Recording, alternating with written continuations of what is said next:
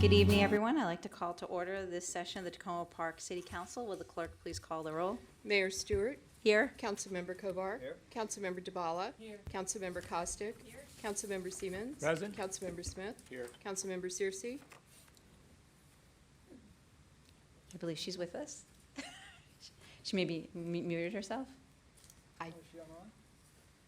Is she? Yeah, she's on the line. Okay, great. All right. Seems really loud tonight.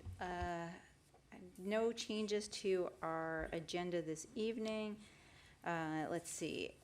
As a reminder, on Monday, November 11th, is Veterans Day. The city offices and facilities are closed. On Wednesday, November 13th, we're back here for our regular council meeting. We'll begin at 6 p.m. that night and have a presentation and a Q&A session with the State Department of Assessment and Taxation next week. And I actually forgot to mention tonight at 6 o'clock we actually had Montgomery College with us to present an update on the Catherine and Isaac Leggett Math and Science Building. If you missed that, you can watch it on and get the recording on the city website. Mayor, for the presentation on from the SDAT on assessments and taxation, just wanted folks to know that they will not answer any personal questions about a particular property. They'll answer general questions. Some of it may be card or otherwise, but I did want, if people want to have answers to a specific property, that's something they'll do offline. Will that be televised or will that be taped? Televised. They're all televised. Anytime we do that 6 p.m. one, they're always televised. All right. So moving on then, after the 6 o'clock session with SDAT, we'll begin our meeting, our regular meeting at 7:30. We'll start with a youth council update. Our voting session will be the second reading charter amendments to our elections. And there's like 4 of those. And then we'll have a single reading ordinance awarding a contract for legal services, a first reading ordinance amending Tacoma Park Code Title V elections, a first reading ordinance approving FY 2020 budget amendment number 2, and a single reading ordinance awarding a contract for purchase of trash and recycling containers.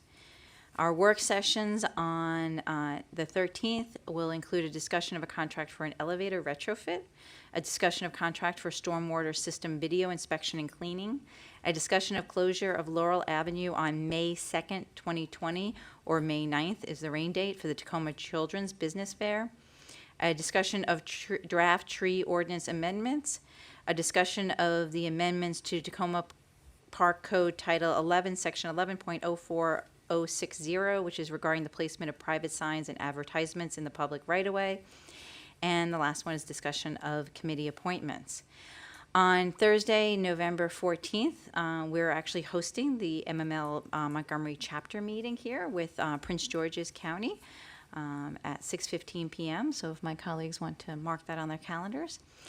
And then our final meeting of this year will be on Monday, November 18th. We will begin with a reception to celebrate the 125th anniversary of the Tacoma Park Volunteer Fire Department.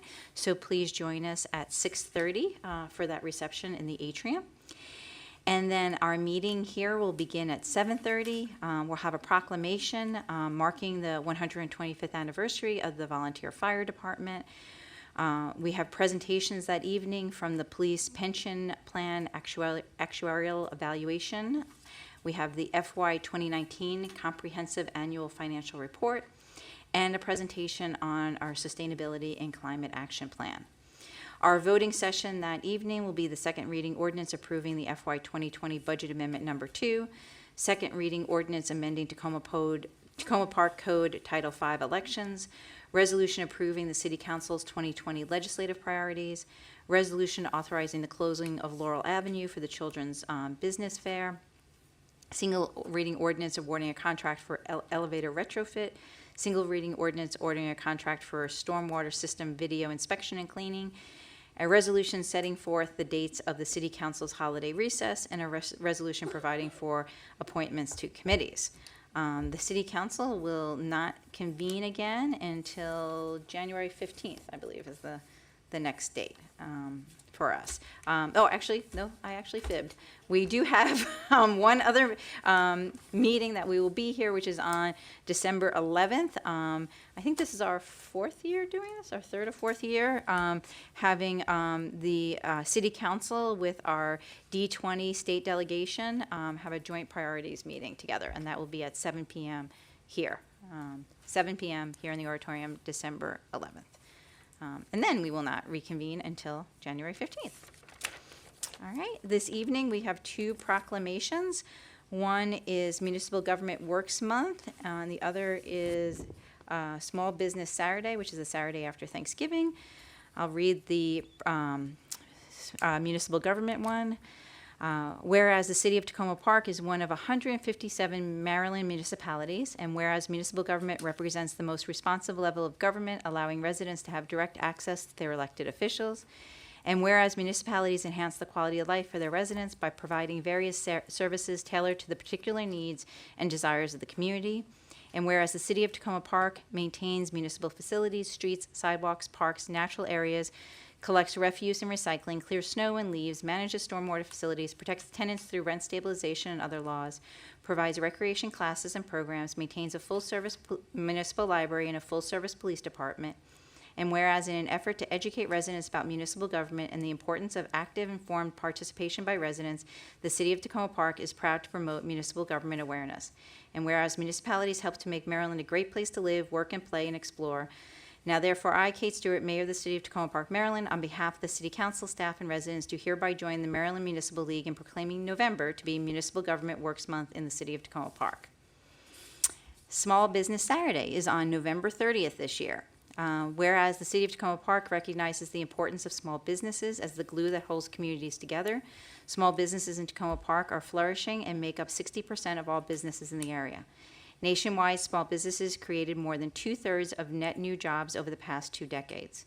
And whereas advocacy groups and public and private organizations across the country have endorsed the Saturday after Thanksgiving as Small Business Saturday, and whereas one of Tacoma Park's greatest assets is its unique array of locally owned and operated independent businesses, which are part of the fabric of the community, and whereas local business owners and operators in Tacoma Park contribute to the local economy, offer quality jobs for residents, engage in civic concerns, support local initiatives, and are essential to our success as a community, and whereas support of these businesses is critical to maintaining a socially, environmentally, and financially stable and vibrant community, and whereas we value the businesses located in Old Tacoma, the Tacoma Landley Crossroads, Long Branch, Flower, and Erie, along New Hampshire Avenue and Maple Avenue, and celebrate the diversity of the goods and services they provide.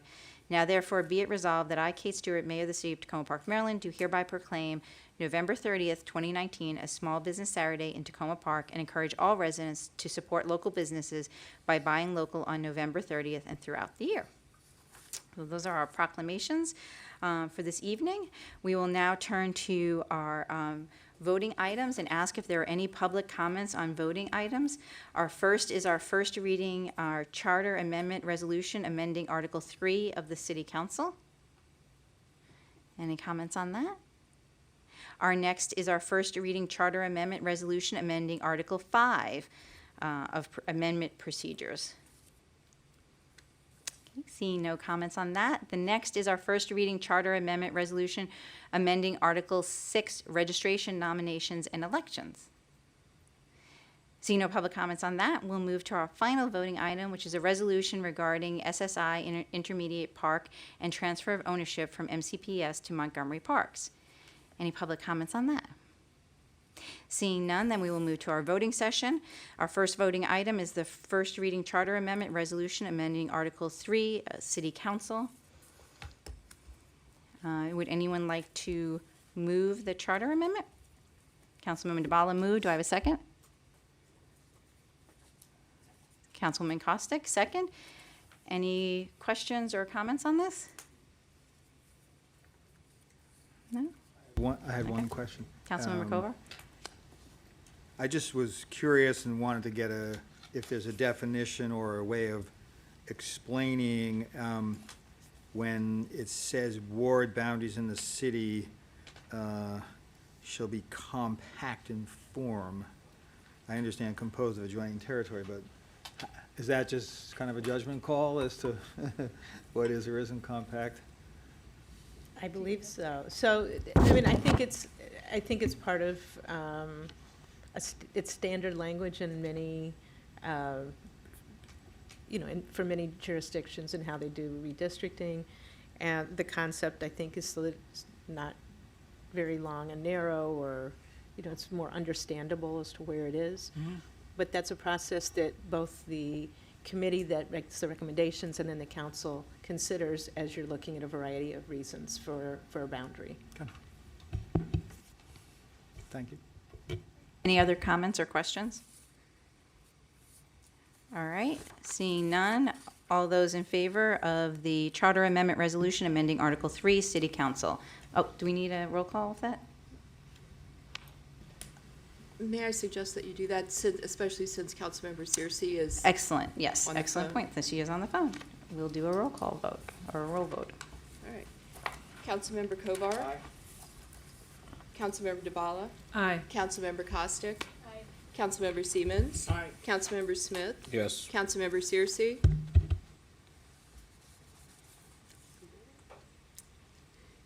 Mayor Stewart. Yes.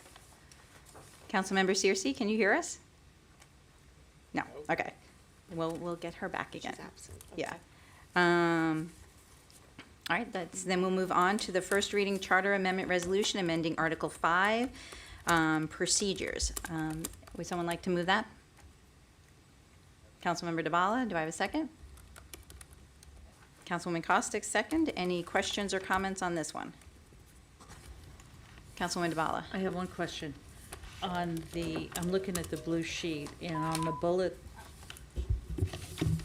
the bullet that talks about the supplemental voter registry, that includes 16 and 17-year-olds, right? It just doesn't happen to say that on the blue sheet. Right, well, 16 and 17-year-olds are not really on the supplemental registry. They're on the list, on the state They are on voter the state roll. list. They're Interesting. just pending voters for the state's Okay. purposes. All right, thank you for clarifying that.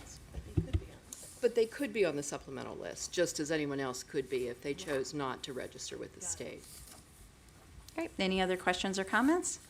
All right, seeing none, do you want to do a, So just to clarify, at this point, the second charter amendment is Article 5, Charter Amendment Procedures, and Right. that is not, the question was related to Article 6, Registration, Nomination, and Elections. So just, thank you To for clarifying. So does clarify anyone which- have what you're anyone voting on on. Article 5 procedures? the Article 5 Amendment Procedures. That's all right. Okay. All right, I'm not seeing any there, so why don't we, Okay. Call the vote. Councilmember Kovar. Councilmember DeBala. Aye. Councilmember Costick. Councilmember Siemens. Councilmember Smith. Yes. Councilmember Searcy. Mayor Stewart. yes. Now we will do the first reading Charter Amendment Resolution amending Article 6, Registration, Nominations, and Elections. Would someone like to move this? I'm on a roll. All right, Councilwoman DeBala, Councilwoman Costick, seconds. Any other additional questions or comments on this one? Do you have another One question? clarification on section 605, bear with me, and I'm sorry I didn't do this sooner. Line 15, 3 days prior to the start of voting, do you want to put the word early in front of voting? I do. Well, that was easy. I'm sorry, go 605, 605, Yes. line 15, slide 15. 605A. And for those who don't have all the details in front of you, this is updating this section so that it's current with the fact that there is early voting. So instead of saying that people have to file by the day before, by the Friday before the election, since the election includes early voting, it's file 3 business days before the start of the early Early voting. And the voting. word early is just missing in this, I think is missing. Yes, and thank you, because I don't want it to mean necessarily before the Voting start day of voting. absentee Right. voting, Right, or absentee. so which would start much earlier. Right. Great. Okay. Should you, Right. So would you like to So move that as move an that as an amendment? I would like to move that as an amendment. All right, we have an amendment. Do I have a second? I'll second that. All right. All those in favor of the amendment, please say aye. Aye. All right. Any other questions or clarifications? All right, seeing none, then we will do the vote with the amendment. okay, thanks. Councilmember Kovar. Aye. Councilmember DeBala. Aye. Councilmember Costick. Councilmember Siemens. Aye.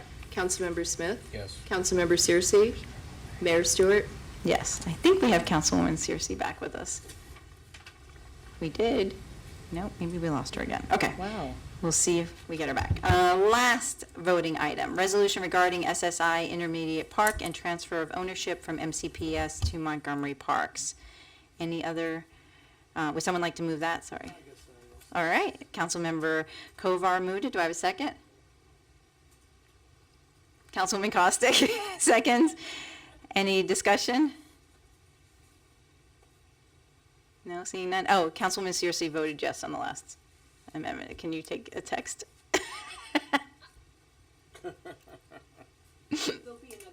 There'll be another opportunity next week. Okay. All right.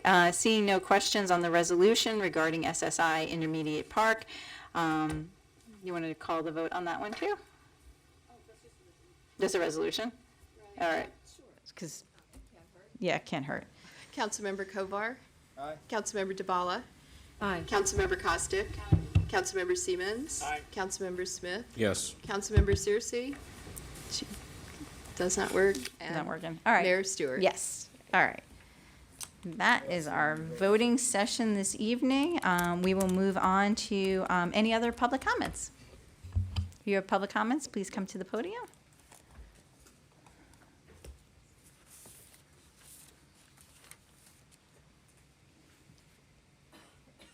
Oh, wait, let me turn you on there. Okay. Before you turn that on, can I just tell you, these lights are like, I know. they're horrible tonight. They're exceptionally, Yeah. Thank you for saying that, because we always complain about that light right there, too. Uh-huh, Because okay. I can't even see you right now, because I just looked at that light. okay, shall I start? I'm Jessica Landman from Ward 1, and tonight I want to clarify what I believe to be the status of the regulatory review going on for the Junction Development proposal, because last week I was confused somewhat by the city manager's comments. So I want to tell you what I think is the order of things, and then ask that the city council or the city manager respond either to agree that I understand and we understand what's going on, or correct any errors. So NDC, the developer, has been to the Historic Preservation Commission 3 times this year so far for preliminary consultations, and at their last review, they had not yet submitted complete drawings for the Columbia Avenue facade in the rear. They may still come back for another preliminary consultation, from what I understand. That remains unclear. The neighbors on that side still definitely want to see full plans, but in any case, the NDC have not yet applied for their historic area work permit that they are eventually going to need.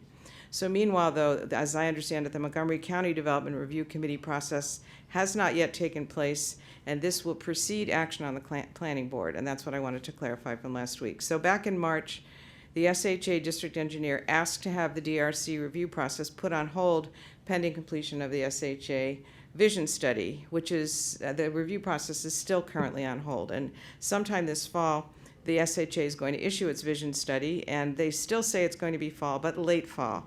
So the district office from SHA will then be ready to finalize its own position on the proposal. So presumably when that happens, the SHA is going to alert the Development Review Committee to place the proposal on the agenda for an upcoming meeting for review. And then the Development Review Committee will hold its public meeting and discuss the proposal. And at that time, the SHA will say what they think, whether the design is acceptable. And just to remind the council, there were significant traffic safety issues with the lay-by and the blocked sight lines for the garage exit that were raised by the county transportation people. And SHA's views on that remain to be spelled out. So we don't know what they will be as of yet. So then after the DRC review process, then the staff is going to prepare a report to the planning board in which they either recommend to go forward or not go forward with the project. and then comes planning board review. That's how I understand it. So I'm asking you to clarify whether you also understand that that's where the procedure is, and we're not actually at the planning board consideration stage.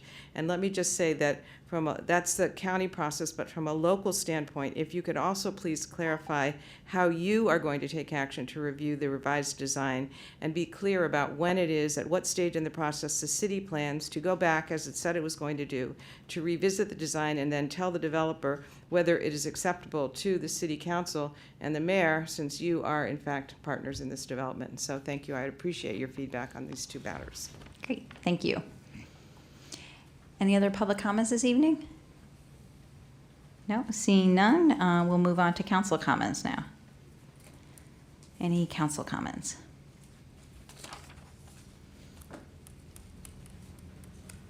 Councilwoman Costick. Thank you. Did everybody else's mics just, there we go. Got a little better. All right. Thank you. I just have a couple of quick updates. First of all, I want to thank my colleagues who came to the PTA meeting yesterday for Tacoma Park Elementary and Piney Branch Elementary. I think it was a great opportunity for us to introduce ourselves to some of the families that go to those schools and just have a chance to sort of talk a little bit about what the city does and what the city council does. And I've heard some really good feedback from people since we were there. I had a chance to talk with some people after school today. And I think there's an interest in continuing to hear from the council and have more ongoing interactions. And then I also wanted to announce an event that the Complete Safe Streets Committee is working on, and thank you to Ms. Landman, who's here and chairs that committee. They are planning next Thursday, November 14th, here in the community center in the hydrangea room from 7 to 9 p.m. They're having a meeting and we'll have presentations on crash data from Wade Holland, who is with Montgomery County DOT, and also Sergeant Kyle Robeson of the Tacoma Park Police Department. So that's a good opportunity. It's a public meeting. Anyone is welcome to come. It will be in the hydrangea room, which is a relatively small room, but people are welcome to come, and I'm planning on attending, and I'm interested in learning a little more about some of the crash data, which we have, but I think often don't hear presented in a very sort of formalized way, and I think that will be very useful to us. That meeting will also be recorded. Great, excellent, thank you. That's it, thank you. Terrific. Councilmember Kovar. Thank you. I want to say, first of all, thanks to Councilmember Costick for inviting us to the PTA meeting, which I thought was a worthwhile and valuable meeting to attend. It's great to see a large number of people and be back in that school, which I don't get into much anymore now that my kids are bigger. The tree forum on the dying oaks that we had, seems like a while ago, but I guess that was two nights ago, was really great. The auditorium was almost full. A lot of great information presented by the outside experts, and still, I think, a number of questions as well as answers. I encourage anyone who's interested to watch the video. I thought the video was a little hard to find. The TV folks did send me the link, but maybe we can just get it posted right on the page too, just so it's easier to find. Not a problem, but I just wanted to mention that. We did have, as the mayor mentioned earlier, Montgomery College here in our pre-session from starting at 6 p.m. And just a couple of quick things about that. The construction phase is going to get underway. Initially, it's just going to be asbestos abatement and related type of work, so it's not a noisy set of activities. They are, though, about to start putting up the fence around the site, so that will initially be a chain link fence, but then we'll have one of those covers on it. So hopefully it won't be, I'm sorry? Oh, say something? How's that? I think Councilmember Searcy said something. Oh. All right. Well, I'll keep going. Councilmember Schish is on the road. So that will be a fence that will have a covered sheet on it to hopefully make it look less problematic. Two other things, though. The hotline for questions relating to the construction will be activated tomorrow. That number is 800-879-9879. And I'll send that information out as well as a way to get on their email list for those who have questions. And just two other points that came up. regarding the construction. One is in the protocols and guidelines that we've worked out with the college and the construction firm for the construction phase, and I'll circulate those too, and they'll be posted. There was talk about the potential for weekend work, and just to be clear, that's only Saturdays, not Sundays, and Saturdays only as makeup for time when weather prevents them from working on other times. So that would be potentially Saturdays could happen, but not any Sundays, and so that was clarified. There had also been questions asked about any contaminants in the soil, and the construction firm did say that they didn't see anything problematic in that, but we'll try to get a bit more detail on that for folks as well. And then just the last thing unrelated to those, this coming Sunday at 1 p.m., I'll be interviewed on the Talk of Tacoma radio show. I think several of my colleagues have done that recently. So if you're interested, it's on Tacoma Radio, our local station here at 1 o'clock this Sunday. Thanks. Great. Councilmember Smith. Thank you. First, I'd like to thank the residents of Essex House for hosting an excellent Halloween event.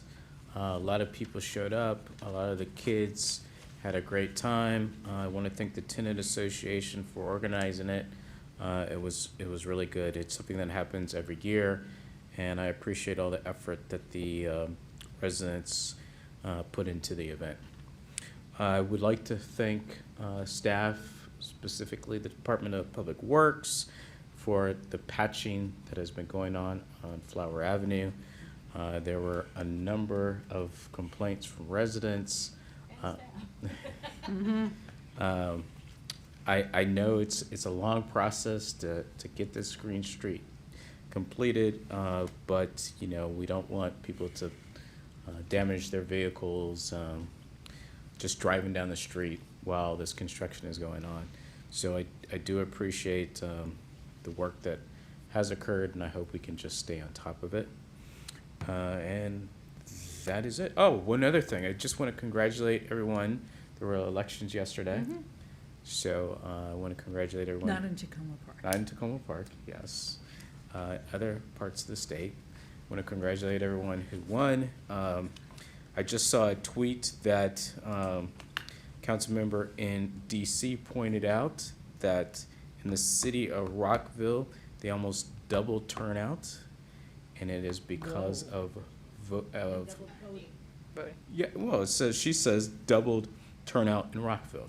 I'm just quoting what she said. Oh, I guess that's our colleague. Because of voting by mail. So Doubled. yes. So I hope that is something that we can look at here in Tacoma Park. Thank you very much. Councilman Searcy, can you hear us? I can hear you. Can you hear me? We can hear you Oh, now. Yay! I felt like this random ghost at the council meeting. Can't hear me?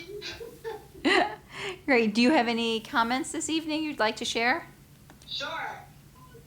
So I just want to thank again council members from each community delegation for leading the walk along University Boulevard. I've seen via Twitter that there may be quite a bit of advertising as a result. So definitely want to thank Councilmembers Cossack, the city manager, as well as Mayor Stewart for attending that event along with residents as well. So thank you all so much, and definitely appreciate the work that District 20 and Tom Huff has put in to try to move the needle forward on advancing traffic and pedestrian concerns along University Boulevard. Also want to just give a reminder to residents in New Hampshire Gardens. I sent a note out earlier today on the listserv, the forest section side of the sidewalk of the west side should be set tomorrow. So there will be workers out dealing with the forest section of the sidewalk, and there'll be additional stormwater and tree work happening over the next week or so as well. So definitely just want to make sure that people are moving forward on the Glen side sidewalk. That's all I got. Great. Thank you very much. Councilman DeBala? Yeah, A couple of things. Thanks to Public Works for the current street repaving.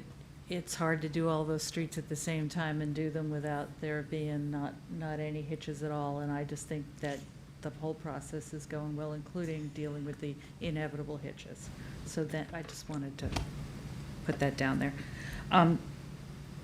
Yes, I'm mentioning the pancake supper this Saturday. Cub Scout Group 33 from 4 to 8. You can get tickets at the door. It's a lot of fun.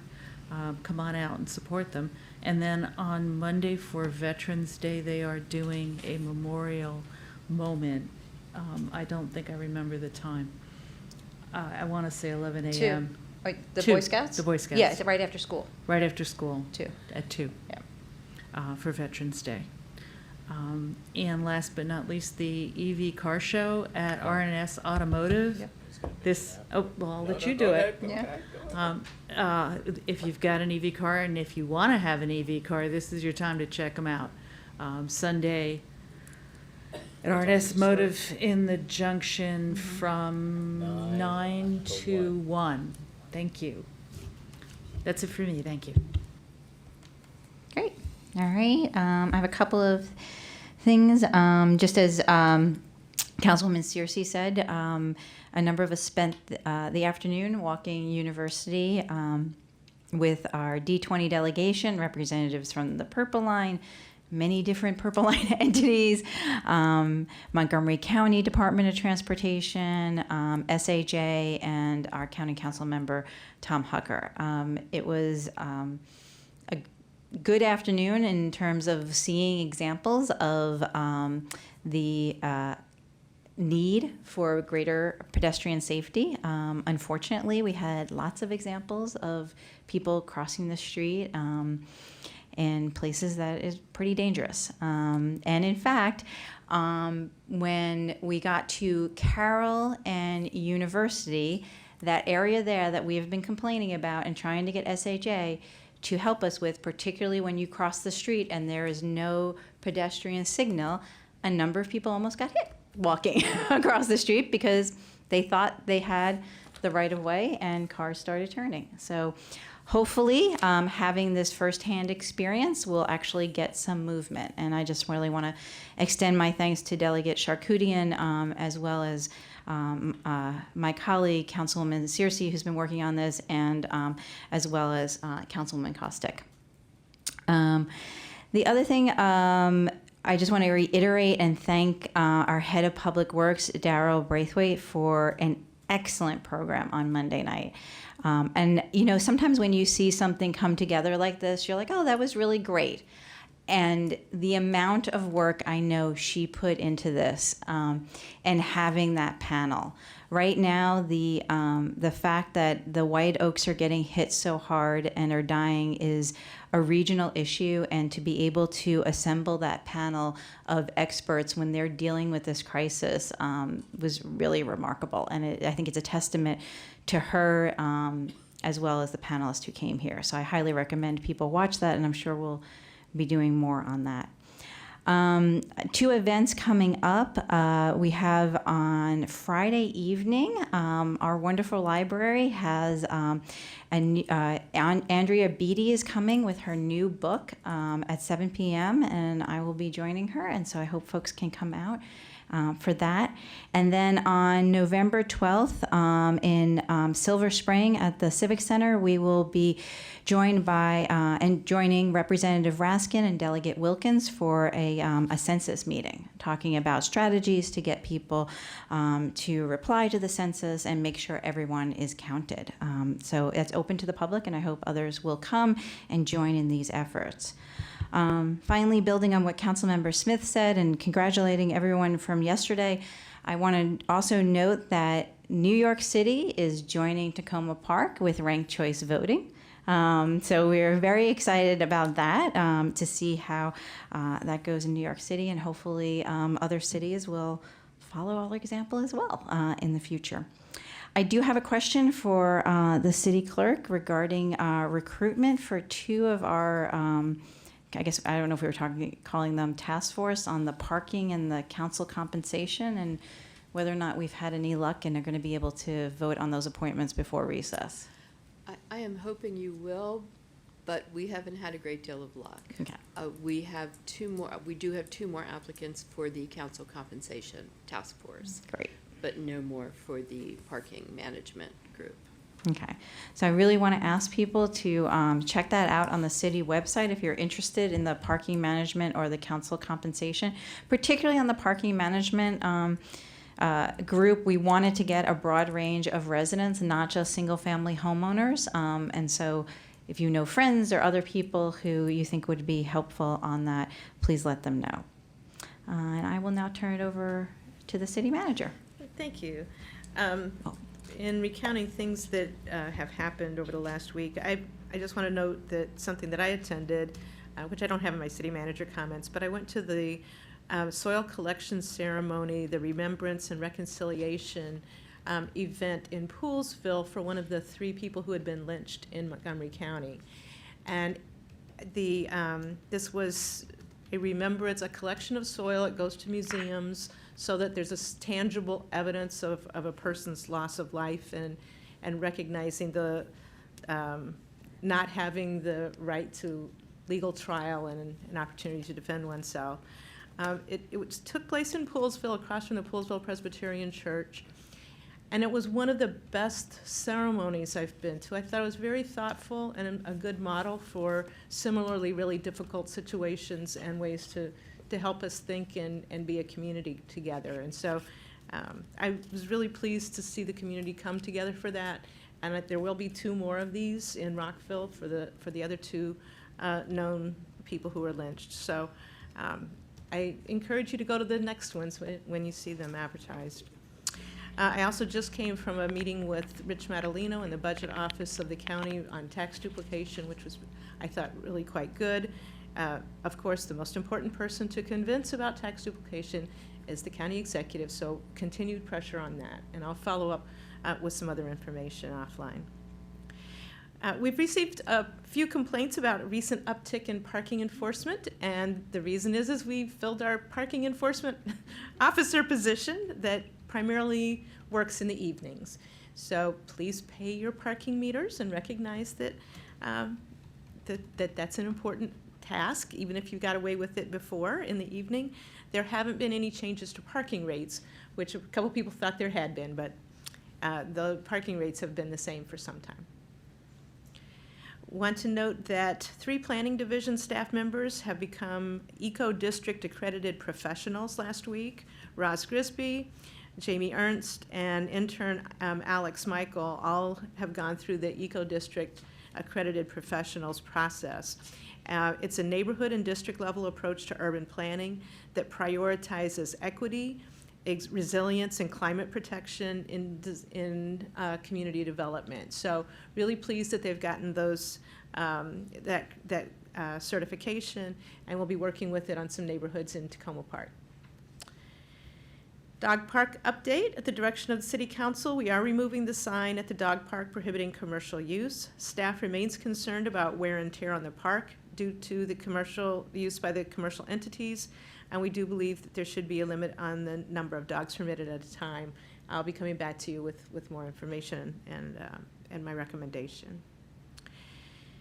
Regarding the application for a cell tower on Park Ritchie, we have some updated information. The council sent a letter to the Montgomery County Transmission Facilities Coordination Group this week regarding an application that went before the group for consideration at their monthly meeting, which was today. Information in the application suggested that cumulative RF emissions on the roof of the building exceeded FCC limits. The letter urged the group to seek clarification about the potential dangers posed by the existing cumulative RF emissions and asked what action could be taken to address them, whether by the county or another entity, before considering or approving the application. While a county staff analysis concluded the exposure below the roof is considered negligible and that there was no exposure over the limits below the roof level, the group decided at their meeting to table the item until next month. Could I ask a quick question about that? I believe Daryl Braithwaite had something to do with that. She is a member of the coordination group, and she She asked a number of questions, But both She on actually board and during. moved at the and meeting. she moved to that it table be it. tabled. Yeah, okay, I just wanted, so she was the one who moved to table it for a month, right? Or for some period of time? That's my understanding, Okay. yes. Thanks. I'm putting a little note here about public art projects, and city staff are developing plans for 2 potential public art projects using budgeted public art funds. We'll have a public call for proposals, artists will be hired, neighborhood input will be sought, and the Arts and Humanities Commission will be involved in the process. We'll be talking to the Arts and Humanities Commission about how that process moves forward. There's a number of different criteria that I'd like to see, and also how do we have funds for continued maintenance of projects as well. The estimated budget for the projects total $55,000. In today's budget amendment work session item, you'll see it proposes carrying forward some of the unspent funds from last year to get to that amount for this year. So I'll be bringing you back more information on that. How we integrate public art into our regular processes, I think, is important. And kudos to the HCD planning staff for their eco-district certification. I think that's all I have. Oh, I do have 2 other quick items I forgot to add to the list. We had 2 tenant opportunity to purchase items that we felt we didn't need to proceed on. They're both condominium units. One is in 7333 New Hampshire Avenue, and one is in 116 Lee Avenue. Neither one I think we need to follow through on. And Ms. Lyman, I realized we didn't respond to your, So yeah. I don't, for the Tacoma Junction Yeah. item, I'm not completely sure of what the different steps are with the Development Review Committee, but one of the things I do know is that from the information that the Neighborhood Development Company has received from the HPC, they have to revise their plans and finish that out before they go back through county reviews. How exactly that happens, I'll need to share that information. Once it gets to the point where it's a pretty solid plan, then it will come back to the council for your consideration before it goes to the planning board for consideration. Great. Yes, and depending on all the timing of things, the city council will definitely see this again before it goes before the planning board. However, as we've stated before, we don't want to review something if it's just going to go through another round of like HPC or something else. So our plan at the moment is we will take it up again before it's ready for that, I don't want to say final, but like that, that almost final step to go before the planning board. So That's right. Some of the- the difference then is between the County Planning Development Review Committee, the agencies, Right. and the board. Right, because the vote. agencies right. could request changes, and so there's no point in us reviewing it again if they're going to continue. Again, this is an iterative process with all the different departments, just like HPC was. And so we want them to kind of get through this process before it comes back to us, because if we So there's- spend numerous work sessions on something and then they go back and somebody says, oh, no, now you have to change it because we want this. I Then we think have to some do of it the all more, again. I think some of the more substantial reviews are the loading and transportation issues related to Carroll Avenue, and any fire department requirements, and those are things that we cannot even presuppose. So we want to hear from those agencies before we review that. Can I just make one other comment about that? While we're trying to understand the sequencing, I thought when I listened to the audio of the recent HPC, the Historic Preservation Commission meeting, they said this is, the consultation that they were doing was not binding. The binding part from them comes with the Historic Area Work Permit. For HOP, they seemed a little vague, and maybe it's just me, on whether that would occur before or after That's after the After the planning board. after the planning board. Yeah. So That's right. even if we weigh in and then the planning board acts, it's conceivable that at the HOP stage, further changes could be asked for. I guess I'm That's not, true, but part of the reason that they go through all the preliminary consultations whittled those is to down. minimize that, yeah. okay. Councilwoman Searcy has a question regarding public art for the city manager. Hi, can everyone hear me? Yes, we can hear you. Awesome, thank you. So one thing that I do want to make sure that we do as it relates to the proposals for the public arts project is think about and be ready to communicate how the projects that we are proposing fits in with the housing and economic strategic plan. I just want to make sure that it's kind of circling back and achieving the overall goals of kind of creating the commercial districts and or use of public space in a way that is conducive to the primary goals of that plan. So we could just make sure that staff are ready to communicate that as well. That would be great. Absolutely. It's included both in the strategic plan as a goal, and I know that at least one of the locations is at New Hampshire and Halton Lane, so that we're considering. So we certainly want to make sure that that's something that promotes the goals of the strategic plan. Thank you. Great. All right, now we will move on to our work session. Our first work session tonight is a discussion of legislative priorities, and we are joined by our Annapolis lobbyist. Welcome back. Feels like it's been a while. I don't know. It has been a while because we had a very early wrap up after session, and now we're having an unusually late preview. So it's probably a couple extra weeks in there from how long it normally is. So greetings. So I am going to do my best to preview the 2020 session with the caveat of there are a lot of changes in Annapolis right now. And so anticipating what is going to happen this session is there are a lot of questions that are out there, and to the extent that I can help answer them, I will do that. But leading into the session, we had at the end of the 2019 legislative session the passing of Speaker Mike Bush, followed by the selection of a new speaker for the House of Delegates, Delegate Adrian Jones from Baltimore County. That has then, through the interim, there have been some changes, reassignments on committees, and there are probably some still reshuffling to do on the House side as a result of that. And when we will see those new appointments, we're not quite sure, but we are still anticipating that there might be some changes on the House side. But so we now have a new speaker, which it's been a number of years since there's been a change in leadership there. And following up on that, very recent news of Senate President Mike Miller, who is stepping down from being Senate President. He is the longest serving Senate President in U.S. history, serving now 33 years as Senate President, so back into the 80s, which has caused major changes then on the Senate side that we have only begun to guess at what they might be.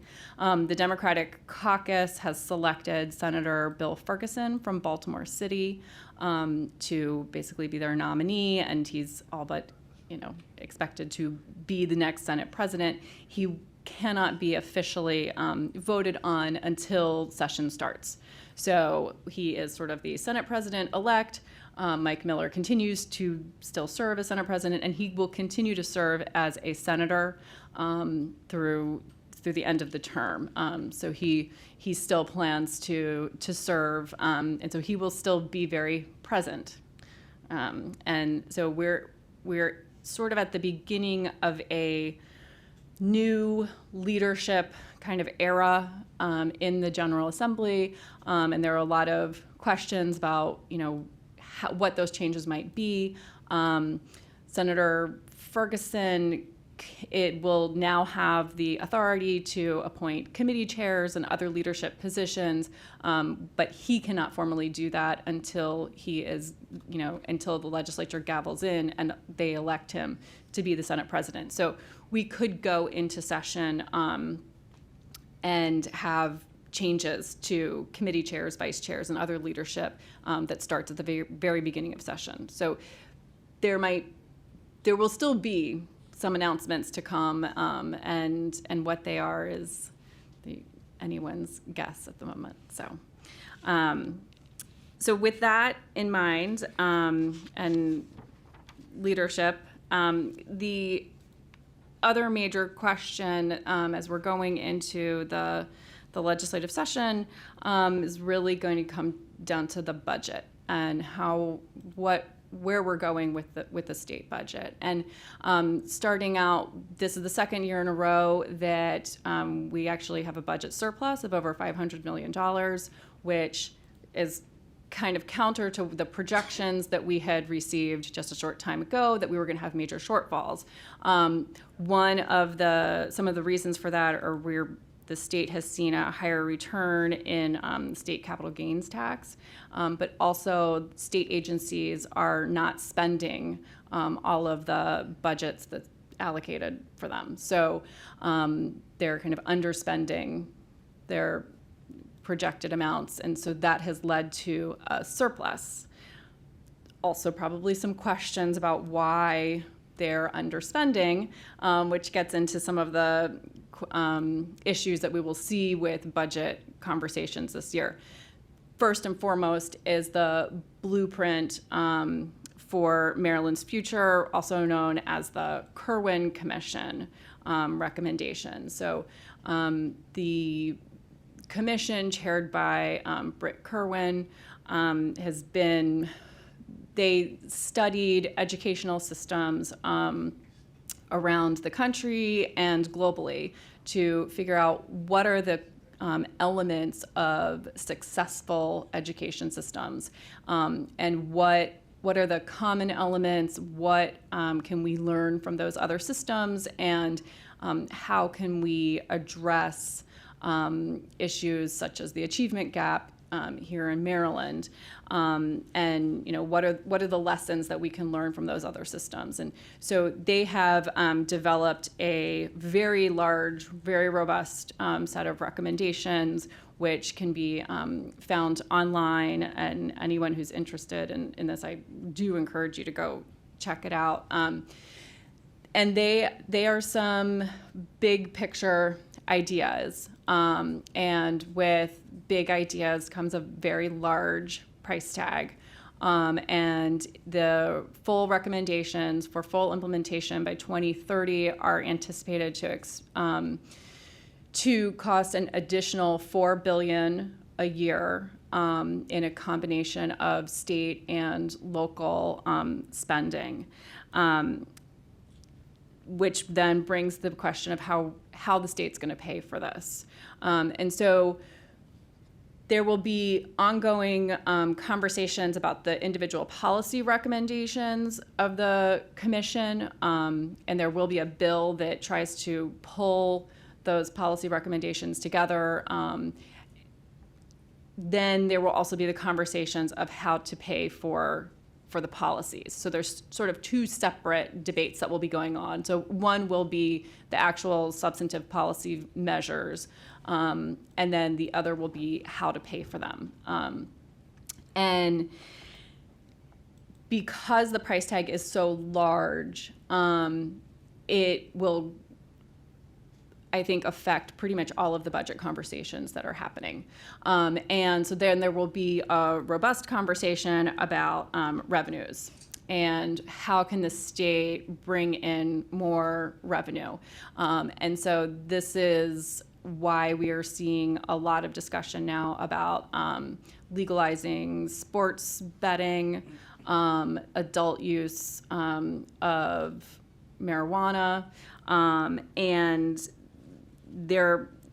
I think there will be the opportunity for other issues to sort of get a fresh take on them that maybe wouldn't otherwise be considered. Every year we sort of have the annual combined reporting bill that doesn't go anywhere. Well, maybe that gets, another look. Maybe they take a look at some tax, some of the loopholes, some exemptions, like yacht tax exemptions, like things like that.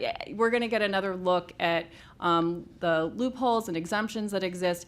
And I also think that some things like carbon tax will get maybe a little bit more consideration than it has gotten before, because there's recognition of the need to come up with other revenues that, is not a sales tax increase, that we're not talking about property taxes. Like, the state wants to have other ways to come up with sources of revenue. So there will be a lot of conversations and opportunities to weigh in on some of those potential ideas.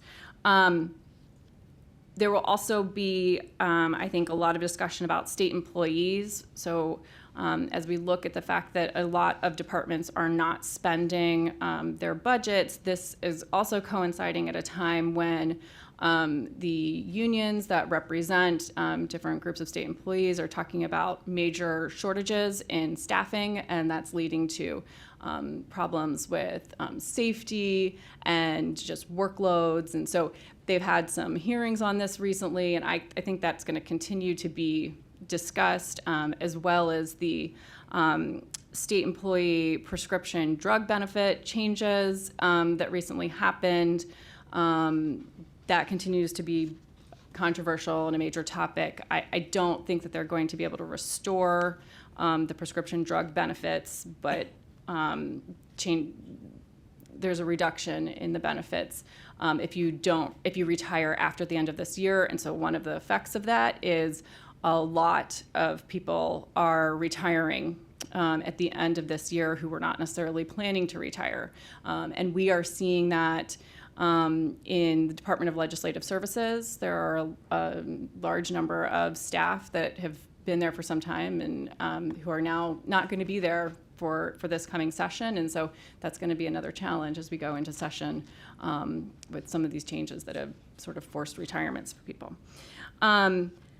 I wanted to add to the conversation just this afternoon, Democratic leaders announced a commitment to fund $2.2 billion in additional school construction money that they are saying will use states, the bond authority. This is similar, I think, to the legislation that was introduced last year that we followed very closely that would have extended certain bonding authority to Prince George's County and Montgomery County that currently only Baltimore City has access to. It'll also extend it to Baltimore County.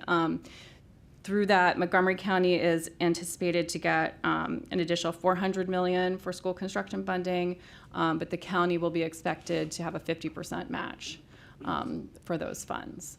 So again, we've got large pledges for education, for school construction, but still the question of exactly how all of these things are going to be paid for. And so I expect that will affect pretty much everyone. It's hard to say that there's an issue area that's not going to somehow be impacted by these conversations about revenues. And I think it's important for us to monitor these revenue opportunities. I also think it's going to be important for municipalities to be advocating that you also have the opportunity, like if we're talking about enabling legislation for local jurisdictions to raise different types of revenue, that authority not only be granted to counties. I think that is a risk that's out there because the state and legislators could recognize that counties, they have an obligation to pay for school systems, so they might be willing to grant that enabling authority to allow counties to raise different types of revenue.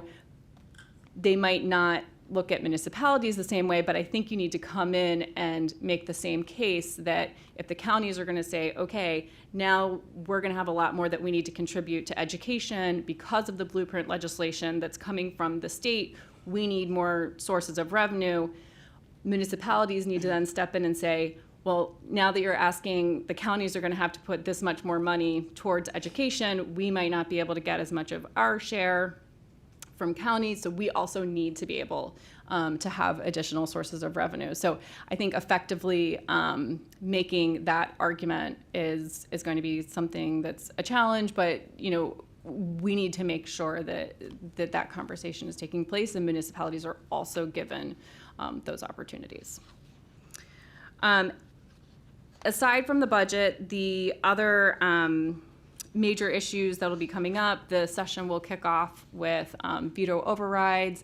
There were 8 bills that were vetoed by the governor after last session, and so veto overrides need to be taken up first.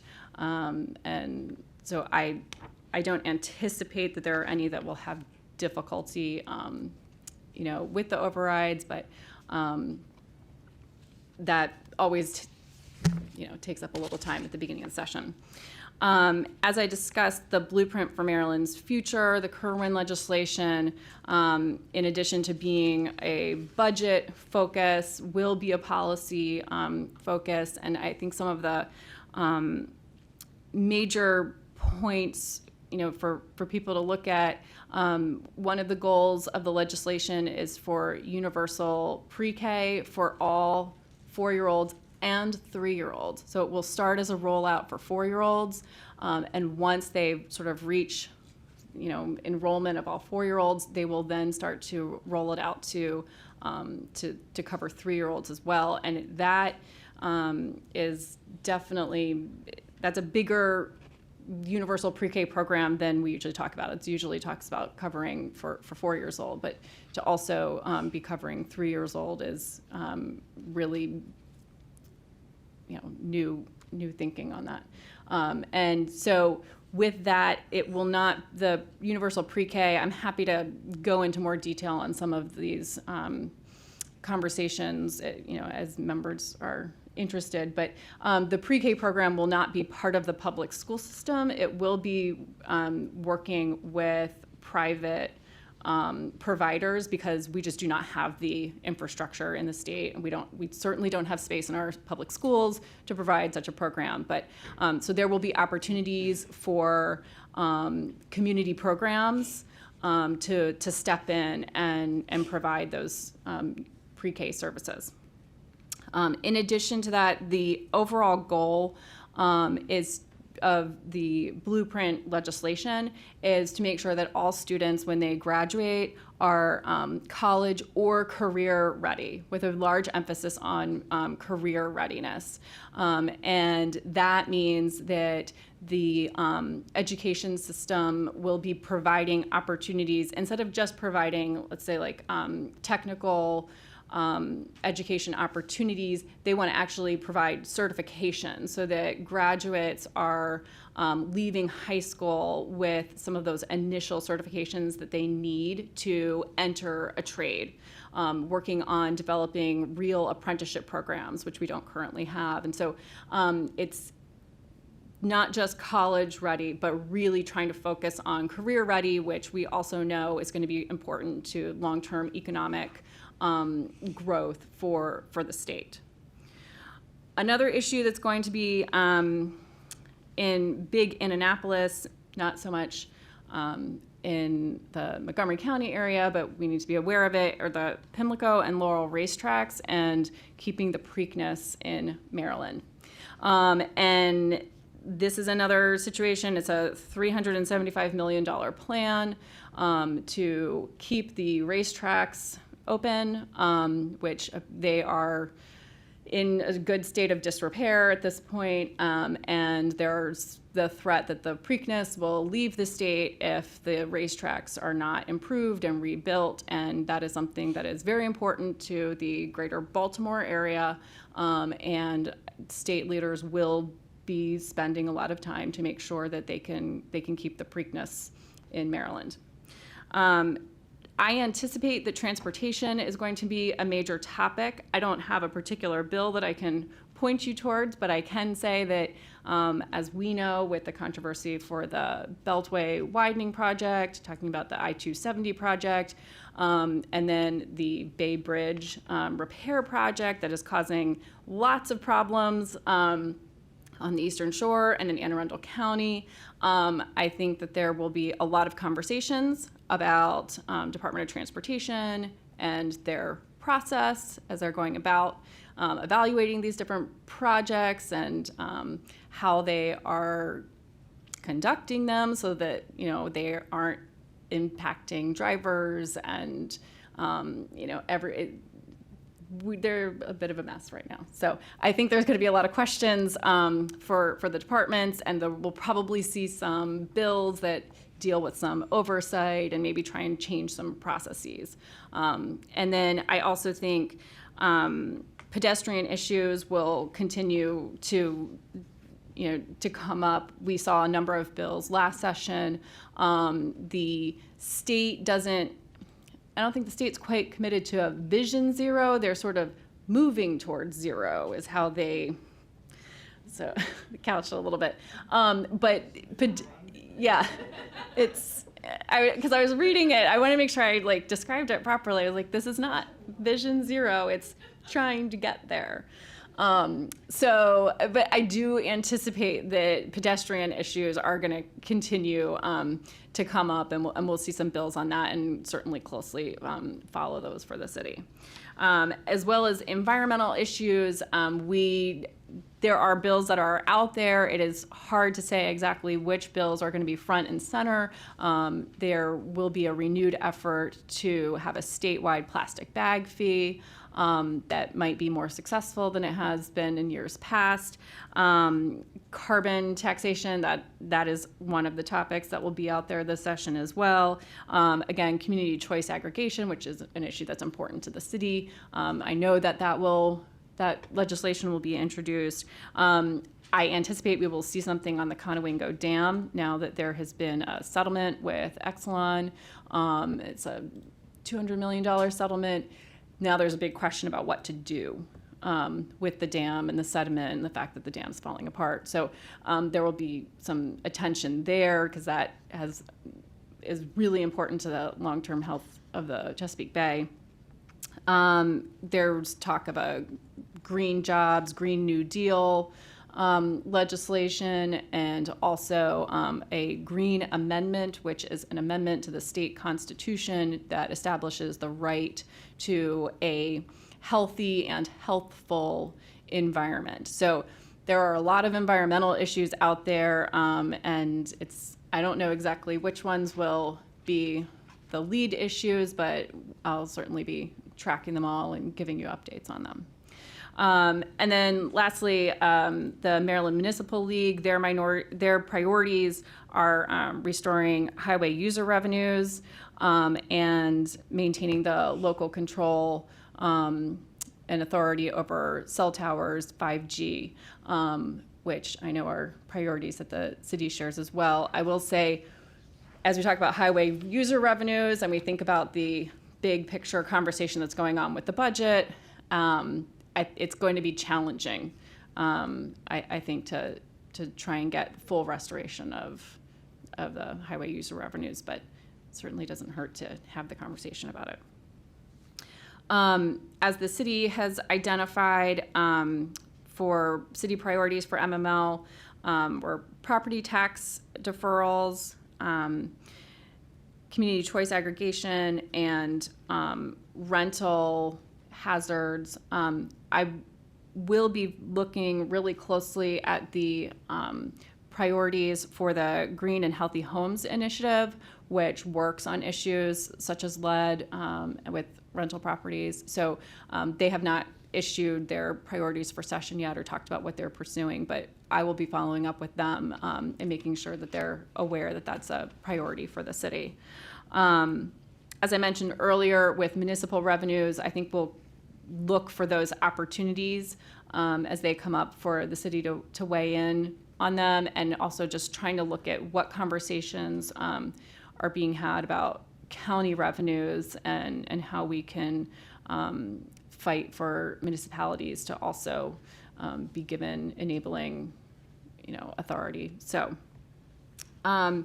I wanted to mention affordable housing and landlord-tenant issues. This is an issue that we've always followed really closely, but will with the resolution that you recently passed, which I'm getting up to speed on, I've already had some preliminary conversations with some of the organizations that work in this space, and they're really excited about the idea of having the city take a look at this through a strategic planning process, but also of having other advocacy type voices on this topic. So we used to have more advocates in this space that were leading this conversation. And now most of the advocates that are there talk about it as a homelessness prevention, which absolutely important, but that's one part of the real affordable housing conversation. And we sort of need to work on how to make it affordable before we get to a point where people are risking homelessness. So I think it's going to be really helpful for the city to be entering that conversation, and I think there are a number of ways that we can work with some of those organizations, and we can work with the Community Development Fund, and I have some connections for the city, so I think there's some good opportunities there. And then, I wanted to also just mention sometimes our priorities are also fall outside of the legislative session, which we'll continue to do advocacy during session, but outside of session 2 for dealing with the traffic impacts of Purple Line construction, and helping, we've got really great support, I think, from District 20 as we know from the walking tour earlier today, but, to the extent that we can continue putting the pressure back on State Highway and Department of Transportation to make sure that they're being responsible for the project. And then the Housing and Economic Development Strategic Plan, which just mentioned, we'll also be following legislation through session about opportunity zones. So I will say Senator Ferguson is a big fan of opportunity zones. So I anticipate that we might see some more legislation on that, and we might have some opportunities to talk to him about that and how we can make sure that legislation is, I think, being able to be better utilized. I know that the city weighed in last year to try and improve the proposals that were being introduced, and so there might be some opportunities to come back on opportunity zones. And lastly, I just gave everyone the session dates. It's an early session this year. We start early and end a little bit earlier than usual. So the last day of session is April 6th. Great, thank you very much. Anyone have any questions or comments? Actually, I have a question. Something that I saw online that then I didn't have a chance to follow up with. I missed some of the SHA folks today. Is there now an opportunity to have lower speed limits in urban areas?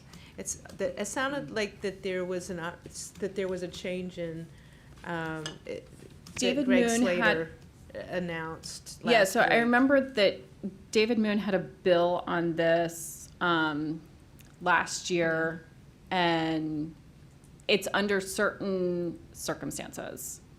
So I thought I heard something different, that it was basically a declaration from SHA that they were going to allow for some lower speed limits in certain areas. And I haven't had an opportunity to follow up on that, but if that's I'll look something, into that. I'd appreciate Yeah. it, because that's something that we've been asking for a really long time. And that would be the current, sorry, the current restriction is 25 miles an hour. Well, no, so many Depends. of them are, it allows for lower than they would normally do with their Right, warrants and normally everything. it's So no lower than 25 miles an hour. That was my I don't think it's applies- lower than 25, but we have many of our state highways through Tacoma Park that don't have the 25-mile-an-hour speed limit that we have been wanting to have at this 25-mile-an-hour speed Yeah, limit. just to be Okay, clear, thank you. portions of Philadelphia / Route 10 are at 30, and the SHA is conducting a study for Yeah. us now that we're hoping to hear on later this month potentially about what the speed patterns are on that section with the potential for lowering it to 25, so that's. Right. it's in the I book. think there, so I know that there's two like different sets of rules. There's the state highway speed limits, and then I think there's the local roads. And so I think David Moon's bill dealt with the local roads because there was still a floor that where you Right. couldn't go below 25, I think. And then state highway, I think is able to set their own without needing legislation to do it. And so that is tied to like how many lanes are in the road. Right, certain I areas. So, didn't mean to take yeah, too much time, yeah. but that caught my ear the other day, and then I just haven't had a chance to follow up, so I'd Sure. love to work on that. Happy to look into that. Great. Any other questions or comments? Do you know what, oh, sorry. I didn't see Just a you. quick Yeah. question, with the Speaker and the President of the Senate both coming from the Baltimore area, how do you foresee that impacting Montgomery County? So I think on the House side, Montgomery County still retains two chairs. So Chairman Barve and Chairman Kaiser. And then they made Delegate Eric Ludke the majority leader. So the House has still made efforts to give Montgomery County leadership positions. There's a question now for the Senate of what changes may or may not happen in terms of leadership. So Senator Miller made comments about the majority leader being a potential change, that he would be supportive of changing that position. So we'll see if Senator Ferguson does that, but there are only 4 committees. I think I would be concerned if we were to have changes of the chairs and not retain at least one chair from Montgomery County in the Senate. So I think we do need to be looking at that. And I think it's important to keep in mind that the Senate delegation is now is skewed a little young for the time that they've had in the Senate. So we have a number of new senators from Montgomery County. And so how do we still advance leadership opportunities in the Senate from Montgomery County? And I think it will be important to raise that issue with our Montgomery County delegation is how Montgomery County continues to advocate in Annapolis, especially if there are changes that happen in the Senate. Councilman McGover? Oh, thanks. Just 3 brief things. On the municipal tax revenue, you mentioned that because the counties will be potentially looking for ways of raising more money with regard to the Kerwin requirements, that potentially that would mean that municipalities could get more authority also, but, I mean, is it, or would people say, we don't want everybody raising taxes at once, so we won't give it to them? How does that sort of play out, if that Well, I question makes think- sense?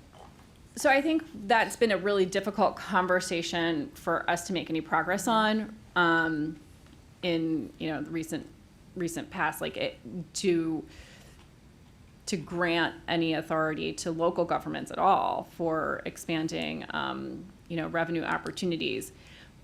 But the counties are going to be expected to contribute an additional $1.2 billion a year.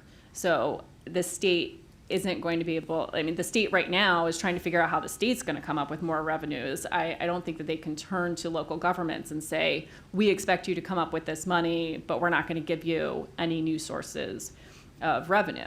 So I think it will be a conversation. MACo is very concerned about this. And so I think that conversation will definitely be had between the counties and the state.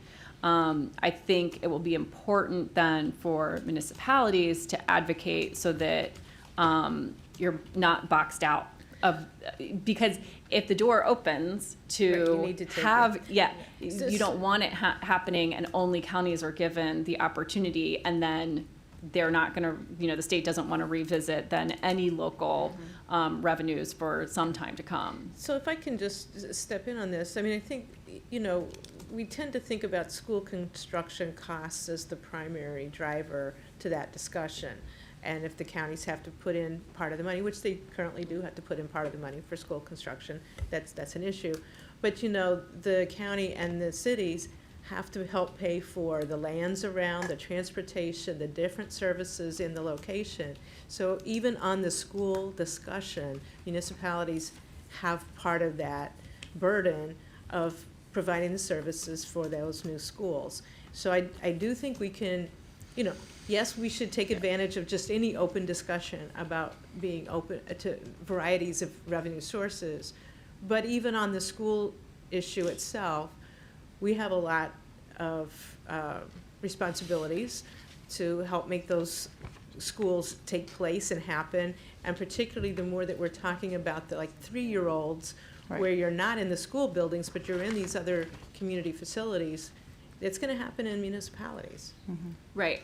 So I think it will be important to raise those issues. I think it'll be important to raise that within MML, that, to make sure that MML is advocating and sharing in that narrative. And just to clarify, so the 1.2 billion that's coming from local governments, that's all on the policy side of the education. So that's teacher salaries. It is the universal pre-K. It's paying for things like mental health counseling. So that's just to pay for the policy side of things. And so then we have the school construction funding, which now it sounds like it's going to be an additional $400 million that's expected from Montgomery County.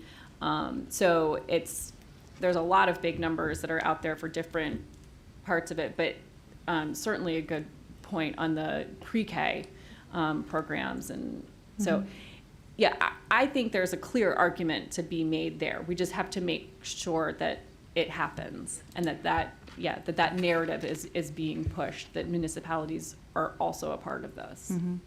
Because I think also the pre-K, but before care, after care programs, I mean, we're providing all of that support. So, yeah. And I think that's a good opportunity for the city to be advocating on, because a lot of municipalities don't do that.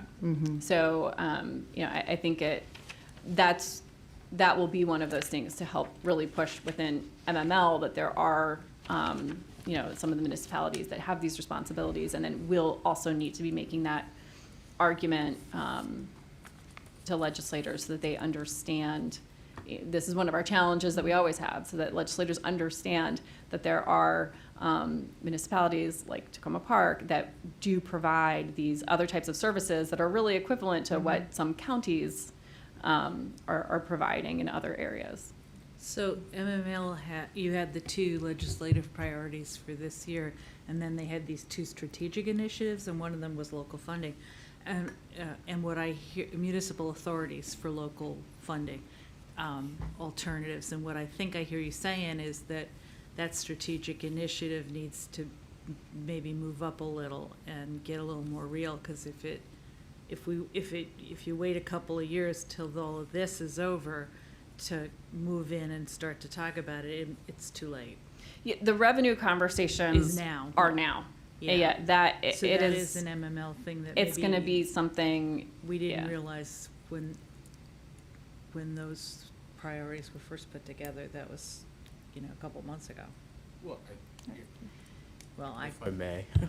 The legislative committee, someone presented, that as a priority, and there just weren't the votes for it, so. Right. But we But have that the does- opportunity Thursday night. Yes, but that does not mean that MML is not going to fight for it if it comes up. Right. I think you also just have the difference in the type. There are so many municipalities that are part of MML, so a majority of them are much smaller than Tacoma Park. So they aren't going to have the same challenges, but they will benefit from overall advocacy for more municipal revenue sources. So I think that's, I think it's just important to be saying within MML, like, hey, let's make sure we aren't losing the opportunity to, you know, have local revenues. If the counties are getting it, we want to be part of it. So just one other point I wanted to make. The document that you prepared refers in several places to housing and various aspects of housing policy, which I appreciate. The one thing I just wanted to mention, as is sort of a clarification, I don't know if my colleagues would agree with me or not, but on, I guess it's number 5, other state level priorities for 2020, and it talks about the traffic impacts from the Purple Line construction. And I think we've said in the context of our strategic plan that it's more than just, and I don't think you don't say this, but I think it's important to make the point explicitly, it's more than just the traffic impacts or even impacts on businesses during construction, but the longer term impact on affordability going forward as a result of the Purple Line. So, and maybe the state isn't really thinking about that set of issues yet, but from what we hear with developers looking at purchasing some of the land, I think that's a current thing too. So I would just add that in as a 2.0 within number 5. So, thanks. Councilman Costick? Yeah, I actually don't have any specific questions. This was really thorough. I just wanted to say thank you very much for such a thorough presentation, and I'm really looking forward to working more this year and finding out where things go from here. Great. Happy to. I had a question. Do we know whether or not Delegate Wilkins is going to introduce Yes. Just Cause? It was just introduced today. It was? Yes, it was. It was just introduced today, so it will be, and I had a note on the front here was to make sure. So the hearing will either be on December 2nd or 9th. We don't know yet, but the bill just went in today. And it looks like it's a little bit different from last year. I haven't had a chance to read it. I don't think anything's different on the Just Cause part, but there's a reporting about evictions that I don't remember being part of it before. And so with the new leadership, do you think the bill has a better chance now? So, as far as I know, the House Chair of the Environment and Transportation Committee is going to remain the same. And I think that was a challenge with the legislation last year. And I don't think any major changes have happened in the House delegation either, but who knows what a year's worth of advocacy and conversations, might produce. Has the speaker ever gone on record before she became speaker about this legislation? Not that I know of, because it's been Montgomery County Right. specific. So it would be unusual for someone from another county to really weigh in on another local county's bills. Okay. And then just one question, getting back to revenues. Has any more research been done on whether or not the state will enable municipalities to charge a streaming fee like the city of Chicago is doing, like on Hulu, I don't know Amazon if there's Prime? any new information, but I can certainly look into that for Okay, you. that'd be great. Thank Yeah. you. Great. Well, this was terrific. Thank you so much. And we look forward to seeing and talking to you more often soon. Absolutely. And if there are any topics that come up, especially with the blueprint legislation, if you have questions and want more specific information, it's such a, I'm not going to get into that here, but I'm happy to provide additional information or answer some questions, especially as you hear more about it in the press or throughout session. If there are particular parts of the legislation that you have questions about, I'm happy to get into. Yeah, I think So- that would be one. Councilwoman DeBala and I were at the District 20 breakfast on Sunday, and Delegate Lukey presented and talked about the challenges that we're facing. And, I think, I'll speak for my colleagues, I believe I'm safe in doing that, that whatever we can do in the city to further those efforts, so.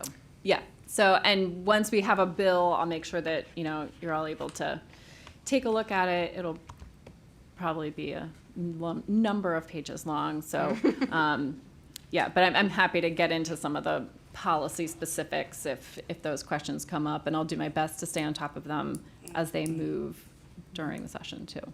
Great. Thank you. Great. Thank you. All right. We'll move on to our next item which is the discussion of amendments to the Tacoma Park Code, Title V, Elections. Before we dive in, I want to turn it over to the city clerk to see if she has anything specific she'd like to bring to our attention.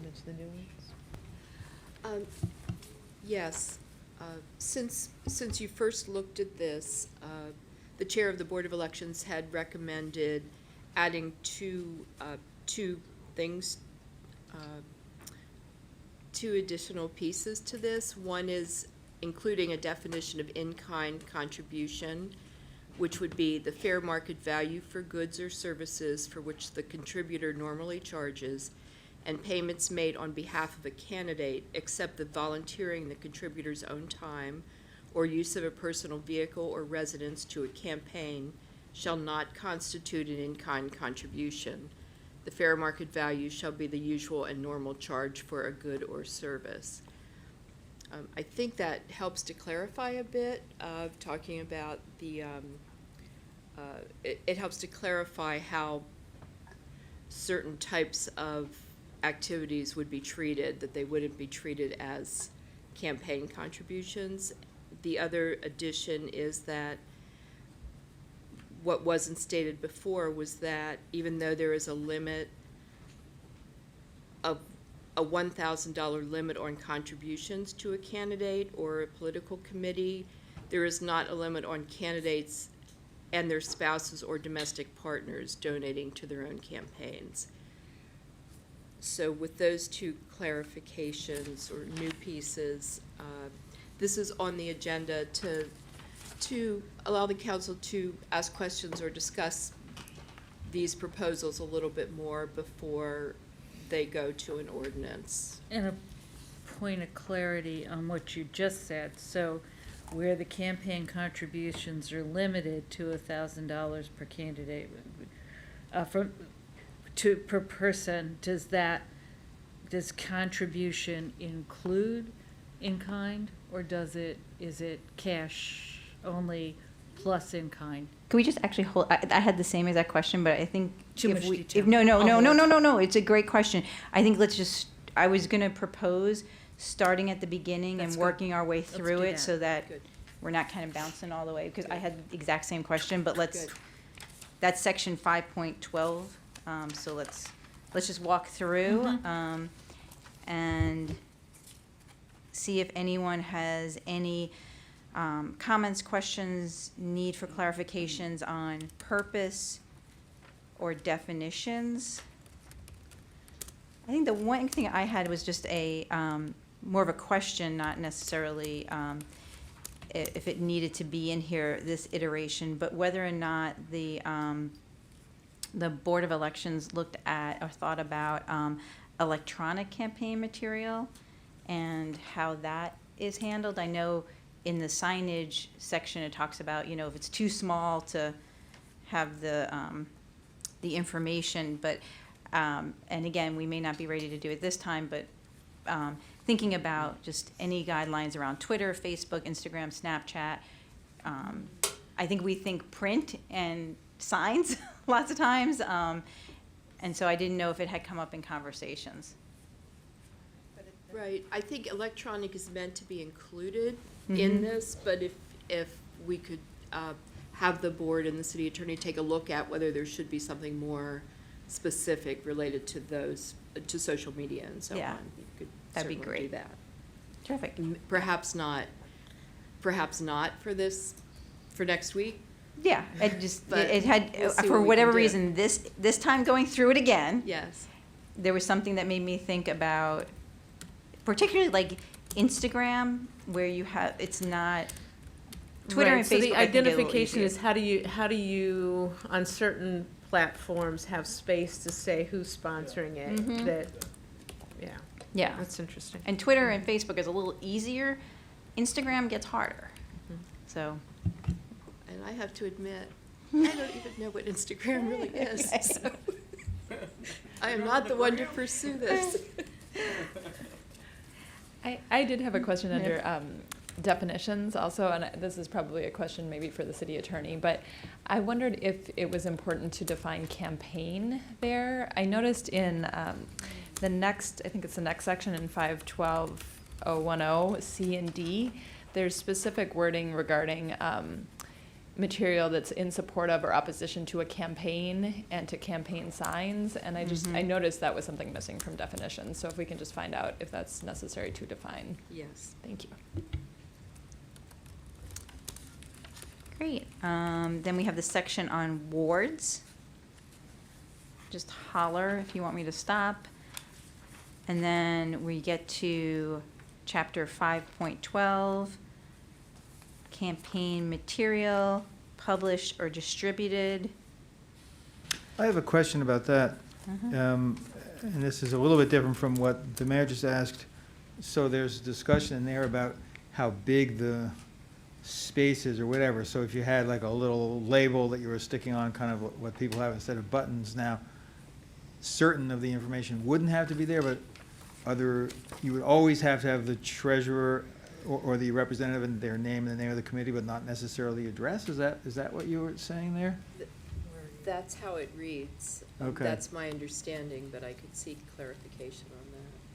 But typically, we've seen this in other codes as well, that you wouldn't have to have the full information Right. if it's on file, on Yeah. record already. Yeah. But there'd be a certain minimum information that you would have to have on just about anything, I guess. Is that the idea? I believe so, that's right. Right. But would that even be like on a button or something?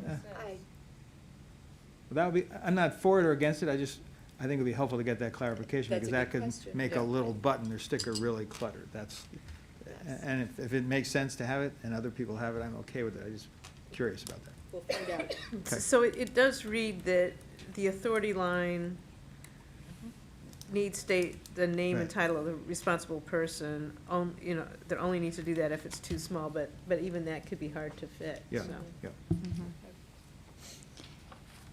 And I guess, I had a question on C, the, any material that is published or distributed in support or opposition to a campaign without being directly, this message, so, and I'm not advocating for this, but if somebody does put out something that doesn't follow these guidelines, what happens?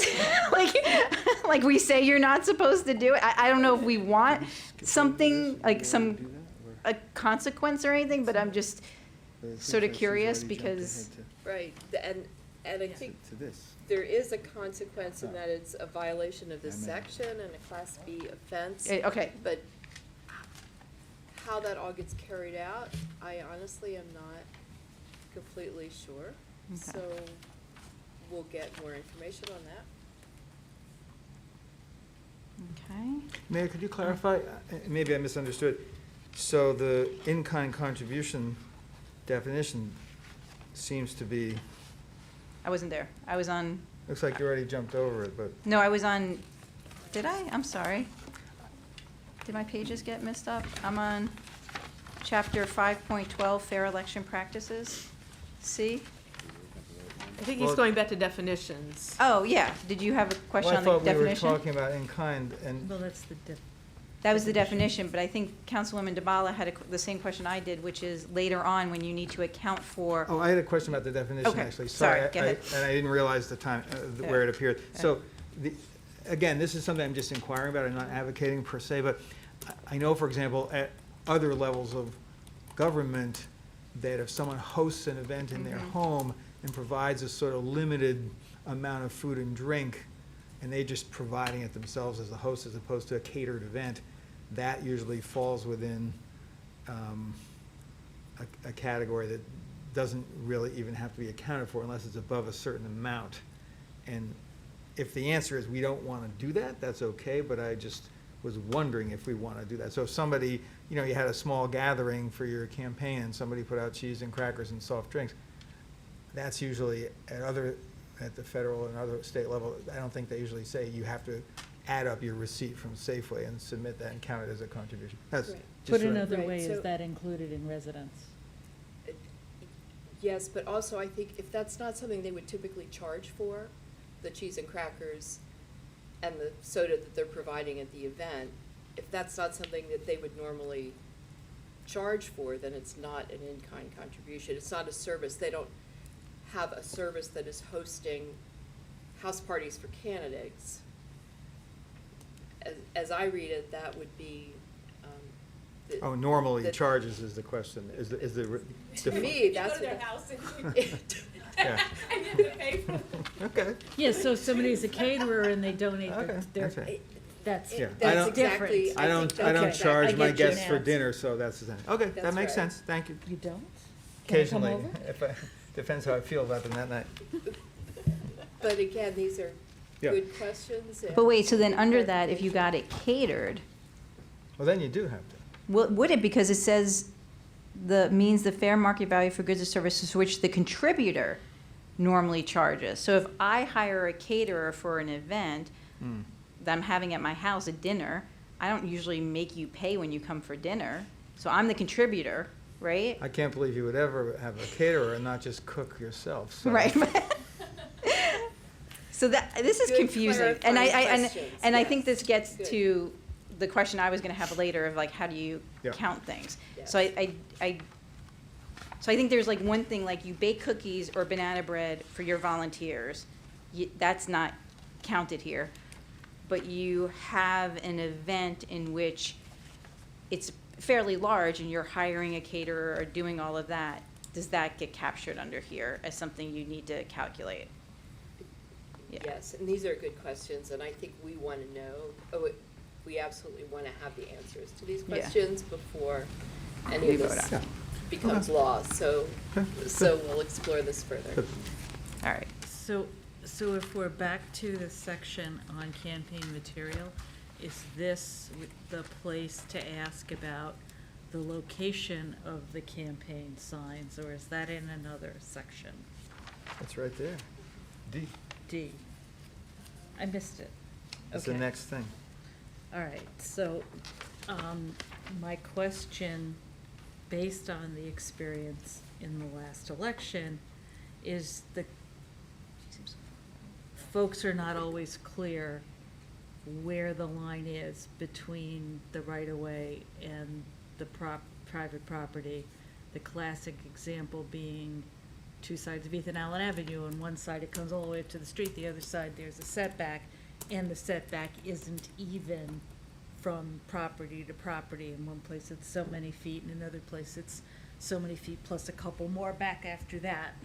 And I don't know what we do about it, but I'm flagging it as this does not address the issue that came up last time. No, but it at least states it outright, Well, that's a good start, for which is sure. helpful, which is that it needs to be on private property. And then it's up to the people to determine where the private property is. So at least that's a step forward in terms of clarity. I'd also like the attorney to take a look at that section as it relates to our discussion on signs Mhm. and make sure that they don't conflict with each other. I was just gonna say that. Yeah. And is there any way that this is an attorney question, is there any way that for the purposes of posting campaign signs for city elections, the right-of-way could be defined as a certain distance for this one purpose only? You know, always 10 feet, always, the answer may be no. The answer may be you don't want to do it, but I'd like to at least ask the question. Yeah. So I think it's an attorney question. That may be an attorney question, but it would have to be worded differently, because the right-of-way is a very specific place. Okay, so where does, So if However. if you wanna have if you wanna have, for the purposes of this section, something X feet back from the curb line of a street, you could do that, but I would hesitate about referring to anything that refers to in the right-of-way, because that raises the same question of not Right. being in the right-of-way. so I would appreciate it if we could ask the attorney if there is such language to come up with it so that we could decide if we want to do it or not. I realize we might not want to do it, but I'd like to at least consider it.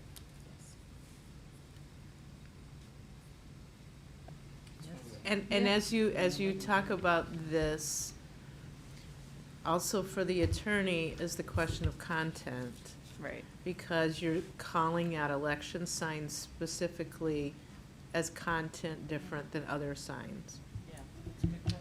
And so I guess the question I have is, should we specify something here about campaign signs, or should we say, see our sign ordinance? Right, and that might be. Like, I just kind of feel like we're gonna get ourselves in trouble here. The only place is the polling place question, right? Right, so Yeah. the polling place question is actually from the state election code. So in order for a structure, a building to be a polling place, it has to permit the campaign signs on the premises outside of electioneering boundaries. All right, so that part would be. So maybe it's that- asking the city attorney if the D section before that might say, except for something like, except for polling places, see ordinance, whatever, Yes, for polling places on election signs, see here, yes. right? The one other complication is, and I'm not saying this is how it would be resolved, but one of the options we had talked about for potentially addressing the broader sign flyer question was that there would be a sort of a time limit concept to them, but certainly it's not unusual for Good election question. signs to be put up, way in advance. Now, if they're just in someone's private yard, I suppose that's not covered by the sign ordinance, right? So, I don't know. It So you seems could to- have a campaign sign and change the date and keep putting it out and bring it back. It seems like it might also, part of the resolution might be regarding the size of the signs. So if we wanted to, in our Yeah. sign discussion in general, limit that to like flyers, let's say, or things of a certain size, and campaign signs might be slightly larger than that. That's just something that popped into my mind. That it seems like what's posted typically on a utility pole is different than what somebody puts in the ground physically. But I think you raise a really good point, because if you go into the district during election day, people post on the utility poles the big campaign signs, and they're huge. And you can't see, and they don't take them down. Anyway, that's next week's conversation. Which will be preview for next So week. could I just ask about C on this same page? I know what Councilmember Duval asked about here with the campaign signs is D, but just before we leave that page on C, and maybe the city clerk could just clarify on this point. So I'm just curious about material that's prepared not by a campaign, and so that's any organization that puts out something and says, we don't like Kovar, we want to get rid of him. They have to say who they are, some identifying material, and if they didn't, what would happen? Well, Yeah. That was my question Yeah. before. I said, so what happens to them? Yeah. well, it is a class. Jesse yells at them. It's a class. Class B offense. Yeah, okay. But let's say the group isn't even really a group, what it's just, if it's a loose affiliation of, people who live on a block or something like that, right? I mean, These are okay, good questions. okay. All right, now let's get to the fun part. We're coming up with a lot of good ideas. I know. So now we're in campaign contributions, expenditures, and reports. All right. I had a bunch of questions on this one, so if we could just like walk through it, because I need to. All right, so A says, may not contribute any money or thing of value greater than $1,000 to any single candidate or political committee during a single election cycle. All right. So my question here is, even though we defined in-kind earlier, we never use in-kind in this section. I have noticed that. Yeah, so I think Yes. that was one question I had. And then, I think it goes back to Councilmember Kovar's question earlier, is how are we defining in-kind and getting some clarification on that? And how we need to keep track of that. And then, the other question I had on this, in this section is, I think we need more clarity on expenditures. I just think we have to give people more guidance on, I mean, if you're, door knocking and grab yourself a cup of coffee, like, or a snack, and you're paying, or like for your volunteer or whatever, like, and it's $10, is that considered an expenditure that you want? Like, how are we keeping, how are you expecting a campaign to keep a track of So, expenditures? Can you explain to me, if you do that? Yeah. Where are you paying that from your campaign account or just out of your? Well, if you're paying it out of your campaign account. So like, for example, lots of times, like, if a group sometimes goes out, you may give them some money out of the campaign account to say, like, okay, get lunch. Right. Do you need receipts for that? Do you need an actual accounting for that? If you give a group of 5 volunteers $40 and say, you're gonna be out the whole day, grab lunch or grab breakfast for yourself, and Okay. it comes out of your campaign fund. When we're saying an expenditure, how are we expected to document that? Okay. If we can just say $40 for volunteers breakfast with no receipt, that's fine, but are we expecting people to actually also have receipts and things like that? At some point, you spend $500 on a campaign door hanger, at some point you want a receipt. So where's the point?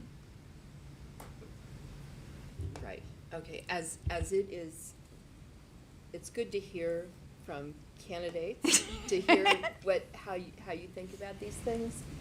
So, in looking at some other municipalities' codes, some require receipts to be submitted, some do Don't, not. They right. just require, that you would probably want to keep receipts, but they don't require that they be submitted. Oh, okay.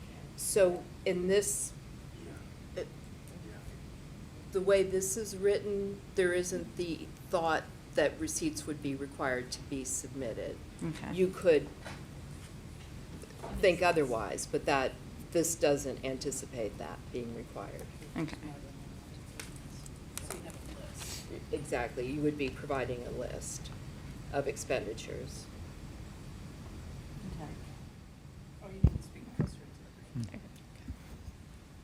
Okay, but we may just want to clarify that, because that Yes. was a big question I had. Before we jump further down that page, Yeah. I just think in A on that page, it's slightly not clear that you couldn't contribute $900 and then again $900, and like, it should just be absolutely crystal clear that in the aggregate, $1,000. And I know that's what's intended, and I think you'd probably read it that way, but I read it and I couldn't quite Yeah. confirm that it meant it. It kind of does, but just, there's no reason not to just specify it. Thanks. Okay. Any other questions on this one? All right. Then, just checking, Councilman Searcy, surplus campaign funds, financial disclosure statements, moving on to voting section, the voting chapter. I do have a question. yeah. Just going back to the surplus campaign funds. Yeah. I don't recall having read it in this particular version, but I thought we previously discussed is there reporting on how you use your surplus campaign funds as well, or not? There isn't in this version, but I had a thought about the need to do that, because at some point, to have an annual reporting until all the funds are disposed of, because otherwise, there is no accounting for them. So I had the thought that there needs to be an annual report until the funds are all dispersed. Or could it be a report at the time of the next election? Or, I mean, I guess you would have to report, even if you didn't win the election, you would have to then submit an annual report Yeah. on what you did with the funds. Exactly, Yeah. yeah. Or a closing report, if you're depleting the fund, then just report what you that did. Okay. information. Okay. So I think there's some language around that concept that needs to be included. Could I ask one other question also? So if we pass this, then do we have to file a report that covers all of our expenses back to 3 years ago, or? No, because it isn't retroactive, and it's not intended to be retroactive. So there would be a point, there would be a starting point. Okay. So the contributions have to be fully accounted for, because that already was You've true. always had to Right. do that, So this would be, yes. if this passed in February, it's just from February on, do we have to do it? Correct. All right. You know, the shoebox with all your receipts in it. That's what I have. All right, Okay. moving on. We're in the voting chapter. Just checking, make sure I don't have any text from Councilwoman Searcy. Anything here? All right, then the voting chapter, then we get to the absentee voting chapter.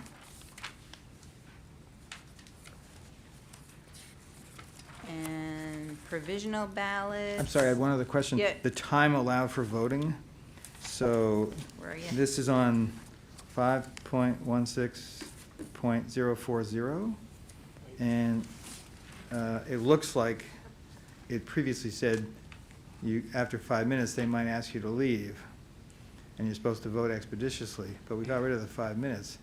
But now it just says, they might ask you to leave. And it doesn't say why, so. Not quite work anymore.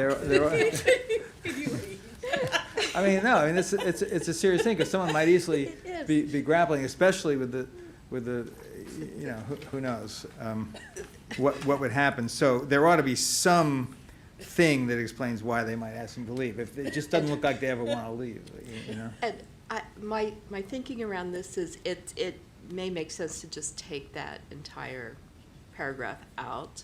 I don't think it needs to be there because Yeah. there's a way of controlling the polling place that people just can't, you couldn't stay there, Yeah, camp most out people all don't want day. it, That right? no one wants Yeah. to do that, so. Right. So I'm thinking that This really is doesn't more. need to be there at Okay. all. Okay. Great. I also have a question on the section on election challenges and appeals, 516070. There is, I think it's B. No, it's not B. It is the section where it talks about the council convening, it is B, council convening a special meeting to determine all election challenges. Yes, and so I think previously we had a question about a council member who was affected by the election challenge, and should that council member be a part of that meeting and determining what happens with the election challenge? I don't know what the answer is, but I'm curious if there's any thinking on that. So you could just preclude them from participating. We have language in here that just Mhm. requires that it is not. Mhm. I think It one seems like that would would make assume that they sense. would recuse themselves, or, but you could simply require that with Yeah. language in here. I think that makes sense.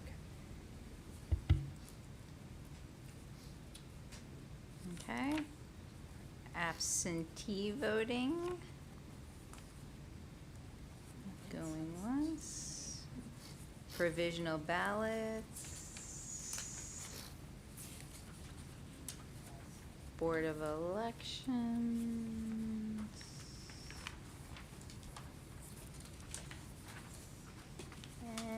And we're done. One question on absentee ballot? Nice Why, try. why would we want to open them and not count them? I was confused about that. Because of how long it could take. If there were a lot of absentee ballots, it takes quite a while to open them and go through the process of ensuring that they're valid before you even open the envelope to count them. We wouldn't want to count in advance, but open, and possibly there could be circumstances where you could even scan them in advance, but not tabulate or count Right. them. So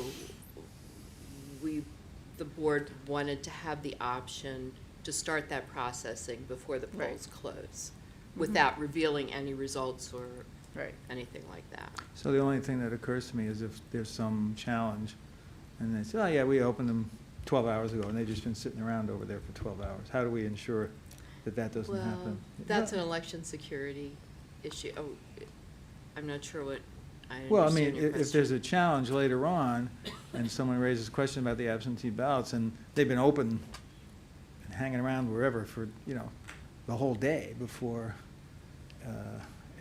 anyone got to look at them, people might feel, unless they can be safeguarded, that was it. They have to be safeguarded. That's part of the Okay. process. Yeah, they wouldn't, yes, they would be safeguarded. Good. All right. Going I once. have just one Yeah. final thought, which is, I think it would be useful if there can be sort of a summary on the website of some of the changes in plain language so that people can understand, just considering, you can go through this whole thing, but in terms of thinking about making it easier for people to run for office, I think it would be useful to just provide a lot of easy to digest information about some of the really common regulations, like what you need on your campaign sign and those sorts of things, I think, Yes, to be yeah. able to access easier. Yes. Thank you. I mean, We want those. I mean, we've had that in the past, and we Right. would have materials that summarize all of these rules. Right. I mean, I in even think, plain yeah, if we're gonna language. have a ceiling, a cap on donations and why people expenditures, maybe like even providing like a example of here's how you could keep track of expenditures or something, so for people, especially people running for the first time, that would be Yes. helpful. Yes. Great, all right. Well, we'll see if we can get those answers. And we'll move forward, and I'm glad we did this work session. Good. All right, our next work session is on discussion of proposed purchase of trash and recycling containers. This is pretty standard, just letting you know that we'll be bringing before you an ordinance for purchase of replacement trash and recycling containers for use in the public right-of-way. We have, in FY '20, we have $32,400, which is twice the annual amount, because we did not make a purchase in FY '19. And so we have a standard trash and recycling can design standard for public right-of-way containers. The containers available from Belson Outdoors are consistent with the design standard and represent the lowest cost, so we would like to purchase 14 trash and recycling containers from them. The purchase, together with shipping costs, totals $29,263, just slightly less than the amount available. So that'll be coming before you. And And I know you want one, so, I'm sorry. Are these trash cans already allocated in some, are we replacing trash cans, or are these for new locations? I think it's I think A it's mixture of mostly, both. I think it's mostly replacement, but Okay. we would have some for new locations. And I All know right. you had sent in a Yes. message about a location. All right, thank you. Yeah, and I also want to say that we've gotten requests, and I'm glad we're ordering this from some of the businesses in Old Town, particularly some of the trash cans there. Mr. Urciola has sent me some lovely pictures, so. I'm sure there'll be just lovely trash cans. So suggestions for additional sites, just email them to, Please suggest, please let Daryl know if there are places You know, she also has to think about what makes sense, so it may be, Of course. it may be a little bit of a back and forth discussion. And can I just ask one other question? I know this is specifically about replacing existing trash and recycling containers, but a couple of residents asked me about whether there was any plan to do composting, particularly in Old Town, on the street. I don't know the answer to that.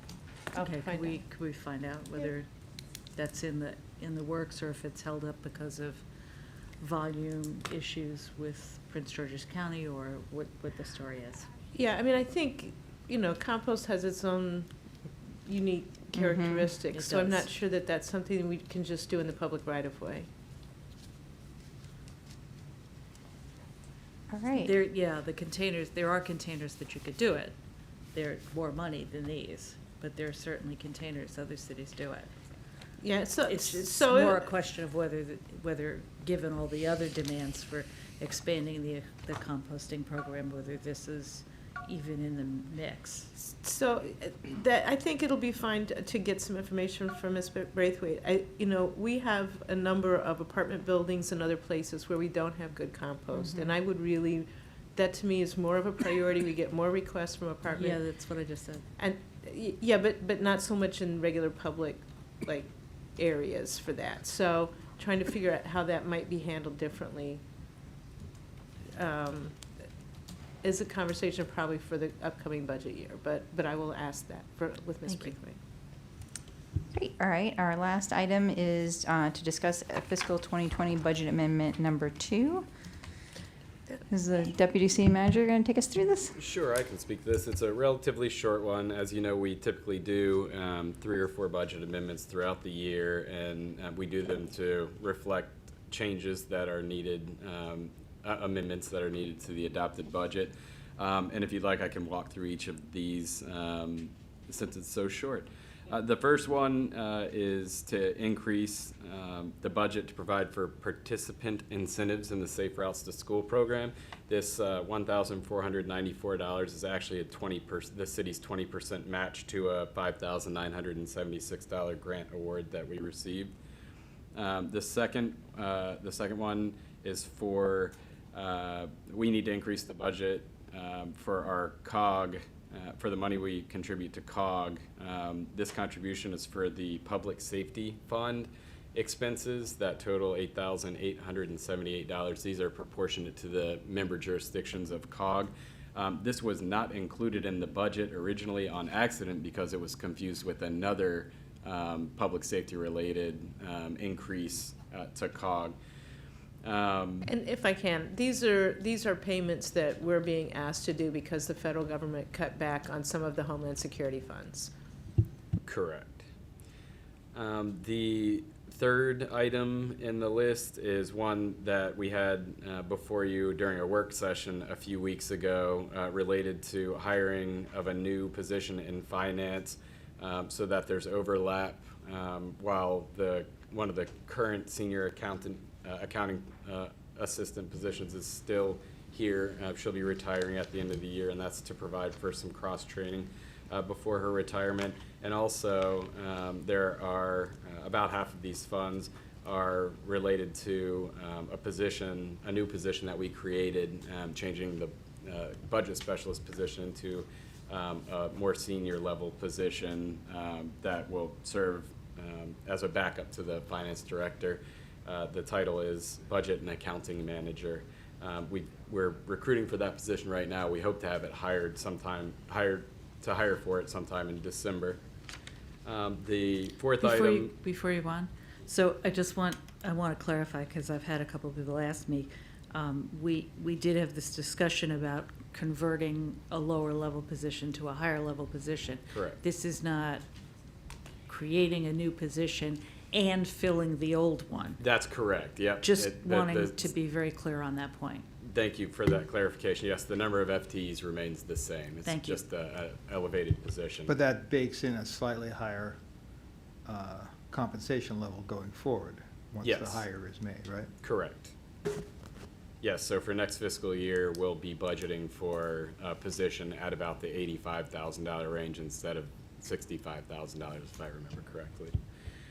The fifth item, the city manager referred to in her comments earlier, $13,000 are going to be carried forward. We're proposing that they be carried forward from last year's budget to cover costs for public arts-related projects, including sculptures, a mural, a potential new project up New Hampshire Avenue.